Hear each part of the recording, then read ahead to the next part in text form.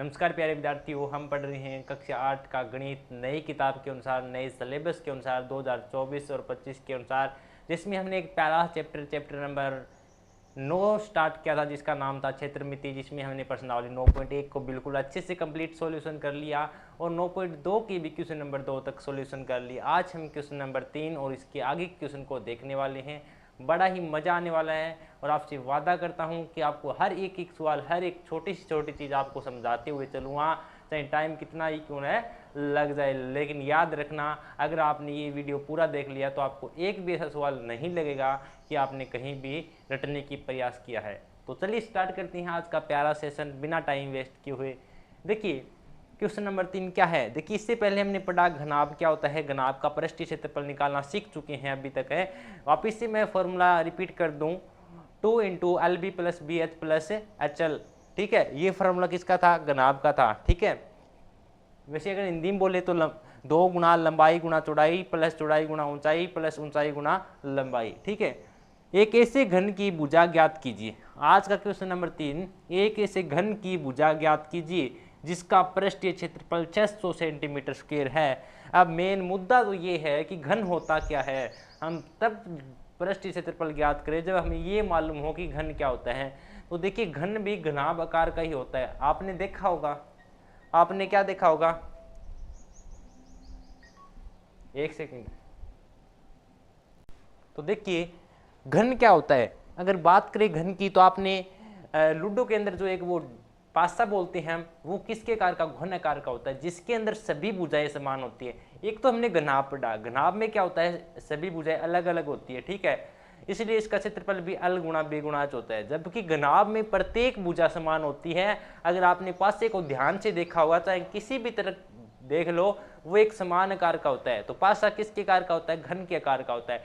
फर्क इतना ही है घन और घनाभ में, वो दोनों की आकृति एक जैसी है। अगर मैं कोशिश करूं बनाने की,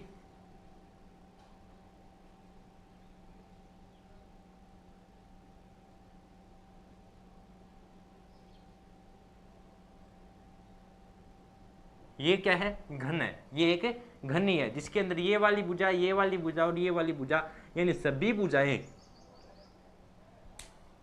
भुजाएं क्या हो? समान हो। उसे क्या बोलते हैं? घन बोलते हैं। ओके, अब घन को समझ गए। अब बात किया है इसने पृष्ठीय, इसका क्या ज्ञात करनी है? घन की भुजा ज्ञात करनी है। तो फटाफट मेरे साथ समझो, अगर आपको कभी भी घन मिले तो उसका पृष्ठीय क्षेत्रफल और उसको आयतन ज्ञात करने का सूत्र क्या होता है? फटाफट अपनी कॉपी में लिख लो, घन का पृष्ठीय क्षेत्रफल। पृष्ठीय क्षेत्रफल हम फार्मूले को रटेंगे नहीं, समझेंगे क्यों होता है, बताऊं आज सब। देखो घन का पृष्ठीय क्षेत्रफल क्या होता है? 6 × भुजा स्क्वायर, 6 × भुजा स्क्वायर। और जबकि घन का आयतन क्या होता है? घन का आयतन होता है, घन का आयतन होता है भुजा क्यूब। इन दोनों के पीछे कारण भी बताऊंगा कि ऐसा क्यों है। ठीक है, ये दोनों फार्मूले अगर आपको कभी भी घन दिखाई दे तो आपके मन में ये दोनों फार्मूले आने चाहिए, इनकी फीलिंग आनी चाहिए। जब भी आपके आगे कोई घन का नाम भी पुकारे तो कहना कि पृष्ठीय क्षेत्रफल 6 × भुजा स्क्वायर और आयतन होता है भुजा क्यूब। बस अगर आपने ये चीज़ अपने दिमाग में बिठा ली तो कोई आपको रोकने वाला नहीं होगा। अब मैं बताऊं कि देखिए घन की भुजा 6 × भुजा स्क्वायर क्यों है, जबकि इससे पहले वाली में हमने पढ़ा घनाभ, उसके अंदर क्या होता था? 2 × LB × BH × HL। उसमें ऐसा क्यों था और इसमें ऐसा क्यों है? इसके पीछे कारण देखिए। देखिए पृष्ठीय क्षेत्रफल, अगर मैं कहूँ किसी का क्षेत्रफल क्या होता है, उसका परिमाप भी होता है।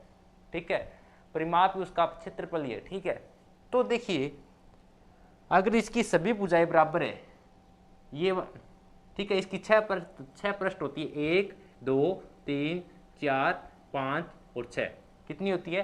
6 पृष्ठ होती है। तो देखो 6 का क्षेत्रफल निकालना है तो 6 × भुजा स्क्वायर हो जाएगा। ठीक है, 6 × भुजा स्क्वायर। अब आपने कहा कि भुजा क्यूब क्यों होता है, तो देखिए प्रत्येक भुजा बराबर है। जितनी भुजा नीचे वाली होगी इतनी भुजा ऊपर वाली होगी, जितनी वाली ये वाली भुजा होगी उतनी ये भुजा होगी। ठीक है, यानी आमने सामने वाली भुजा बराबर होती है तो भुजा क्यूब भी होती। अगर भुजा अलग अलग होती तो भुजा की 6 यानी भुजा 6, यहाँ पे भुजा की पावर 6 होता, लेकिन ऐसा नहीं है। ठीक है, तो ये सब इस कारण है कि इसमें सभी भुजा प्रत्येक समान होती है, इसलिए भुजा क्यूब इसका आयतन होता है। और अगर जबकि बात करें पृष्ठीय क्षेत्रफल की तो इसका 6 गुना भुजा स्क्वायर, क्योंकि क्षेत्रफल हमेशा स्क्वायर में होता है और आयतन होता है वो हमेशा क्यूब में होता है। ठीक है, अब हमने क्या कहा है, अब ध्यान से समझो। अब हमारा क्वेश्चन का आंसर अब स्टार्ट होता है। ये तो आपको समझाने के लिए था, क्योंकि थोड़ा सा आपको समझना जरूरी है, आंसर तो सब भी बता देते हैं। देखो, जिनका पृष्ठीय क्षेत्रफल 600 सेंटीमीटर स्क्वायर, इसने कहा है आपको एक ऐसे घन की भुजा ज्ञात करनी है जिसका पृष्ठीय क्षेत्रफल 600 सेंटीमीटर स्क्वायर है। हमें कहा कि हम क्या करें, इसने कहा है घन का पृष्ठीय क्षेत्रफल 600 सेंटीमीटर स्क्वायर है, लेकिन हम क्या करते हैं, हम जानते हैं घन का पृष्ठीय क्षेत्रफल तो कितना होता है, बता दो फटाफट। घन का पृष्ठीय क्षेत्रफल कितना होता है, फटाफट बता दो भाई। होता है 6 गुना भुजा स्क्वायर। इसमें किसी को डाउट है क्या? देखो 6 गुना भुजा स्क्वायर हम अच्छी तरीके से जानते हैं। आपको कह देना कि हमारे सर ने बताया है कि घन का पृष्ठीय क्षेत्रफल तो 6 गुना भुजा स्क्वायर होता है, लेकिन ये क्वेश्चन वाला हमें कह रहा है कि नहीं, घन का पृष्ठीय क्षेत्रफल तो 600 सेंटीमीटर स्क्वायर है। अब क्या करें, बात इसकी भी सही है और बात मेरी भी सही है, तो गलत किसी को नहीं ठहरा सकते। तो क्या करना है, इसको इसके बराबर कर देना है, बस आपका काम हो जाएगा और आपका आंसर निकल के आ जाएगा। क्या करना है, ये भी पृष्ठीय क्षेत्रफल है और ये भी पृष्ठीय क्षेत्रफल है, तो पृष्ठीय क्षेत्रफल कितना दिया हुआ है 600, तो इसकी जगह क्या लिख दो 600 बराबर 6 गुना भुजा स्क्वायर। ठीक है, और ये 6 गुना में इधर आएगा तो भाग में, और 6 का भाग देंगे तो कितना आएगा 100 आएगा। ठीक है, तो यहाँ पे देखिए 100 बराबर भुजा स्क्वायर। हमें किसका मान निकालना है, हमें भुजा ज्ञात करनी है, तो ये स्क्वायर हटेगा तो इधर जाके क्या लग जाएगा अंडर रूट। ये आप जानते ही होंगे कि जब एक साइड स्क्वायर हटाते हैं तो दूसरी साइड जाकर वो अंडर रूट बन जाता है। क्या बन जाता है, अंडर रूट। तो अब आपको ये भी पता होना चाहिए कि अंडर रूट कैसे निकाला जाता है, कि 100 का अंडर रूट कैसे निकाला जाता है। तो प्यारे साथियों, इसलिए हमने पहले वर्ग एवं वर्गमूल वाला चैप्टर पढ़ रखा है। अगर आप नहीं जानते तो वहाँ पे देख लेना कि कैसे हम अंडर रूट निकालते हैं। तो 100 का अंडर रूट क्या हो जाएगा 10, क्योंकि 10 की स्क्वायर 100 है तो 100 का अंडर रूट 10 हो जाएगा। ठीक है, तो भुजा कितनी आ जाएगी यहाँ से, ये हो जाएगा 10, क्योंकि 100 का अंडर रूट क्या होता है 10, और भुजा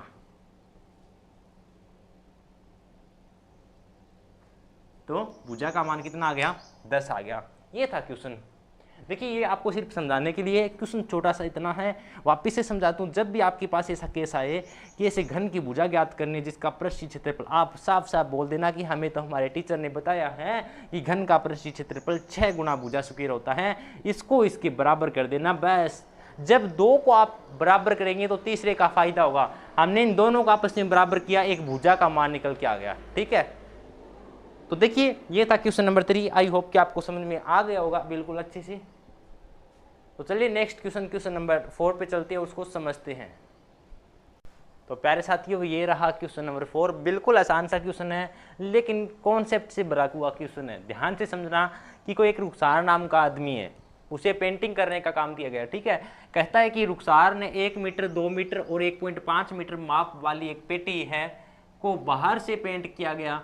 यदि उस पेटी के तल के अतिरिक्त उसे सभी जगह से पेंट किया गया हो तो ज्ञात कीजिए कि उसने कितने पृष्ठीय क्षेत्रफल को पेंट किया है। बिल्कुल आसान सा क्वेश्चन, लेकिन थोड़ा सा अपना दिमाग का यूज करना पड़ेगा इस क्वेश्चन में। क्या करना पड़ेगा, थोड़ा सा दिमाग का यूज करना पड़ेगा। ध्यान से समझना।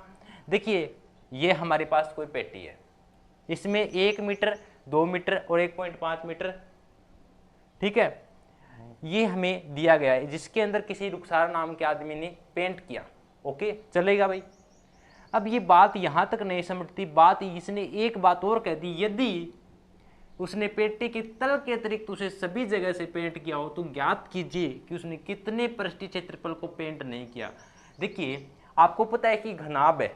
सबसे पहले ये बताइए घन है कि घनाभ है, तो आप कहेंगे सर ये तो घनाभ है, क्योंकि इसमें अलग अलग भुजा का मान दिया। अगर घन होता तो एक ही भुजा का मान दिया था, क्योंकि घन में प्रत्येक भुजा का मान बराबर होता है। ठीक है, इस देखो घनाभ के भी कितने पृष्ठ होती है, घनाभ के 8 पृष्ठ होती है, याद रखना। कितनी होती है, 8 नहीं सॉरी 6 होती है। ठीक है, तो जिसमें अंदर ऊपर वाली पृष्ठ और नीचे वाली पृष्ठ, साइड वाली और एक आमने सामने वाली। ठीक है, कितनी पृष्ठ होती है? 6 पृष्ठ होती है। ठीक है, टोटल 6 पृष्ठ होती है जिसमें हमें पेंट करना होता है। ठीक है, तो देखिए साथियों, इसको हमें क्या करना है, इसे पेंट करना है। बिल्कुल आसान क्वेश्चन है। देखिए इसमें आपको पता है कितनी पृष्ठ होती है? 6 पृष्ठ होती है। ध्यान से समझिए, पहले क्वेश्चन को समझना। ठीक है, जैसे कि अगर मैं बात करूं, किसकी बात करूं, इस डिब्बे की बात करें। एक बार 1 मिनट रुको। जैसे कि इस डिब्बे की बात करें हमें, ठीक है, ध्यान से समझना इसको। ठीक है, ये क्या है? घनाभ आकार का। इसमें क्या है? एक पृष्ठ ऊपर है, एक पृष्ठ यहाँ पे है। कितनी होगी? 2। एक पीछे है, एक सामने है। कितनी होगी? 4। और एक इधर है और एक इधर है। कितनी पृष्ठ होगी? 6 पृष्ठ होगी। टोटल कितनी पृष्ठ होगी इस पे? एक ऊपर एक नीचे, एक आगे एक पीछे, एक इधर और एक इधर। कितनी पृष्ठ होगी? 6 पृष्ठ होगी। और हम क्षेत्रफल में क्या लिखते हैं? घन का जो घनाभ का पृष्ठ क्षेत्रफल होता है उससे क्या होता है? 2 गुणा bracket L B plus B H plus H L. ऐसा क्यों लिखते हैं? इसके पीछे भी कारण बताऊंगा। एक बार मेरी बात को आप अच्छे से समझिए। हम क्या लिखते हैं कि घनाभ का पृष्ठीय क्षेत्रफल क्या होता है? घनाभ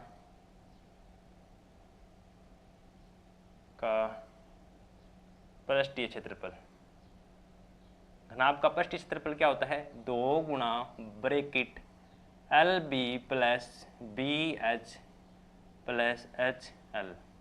ठीक है, यही लिखते हैं ना, यही लिखते हैं ना। देखो क्षेत्रफल कैसे ज्ञात किया जाता है, मेरी बात सुनो।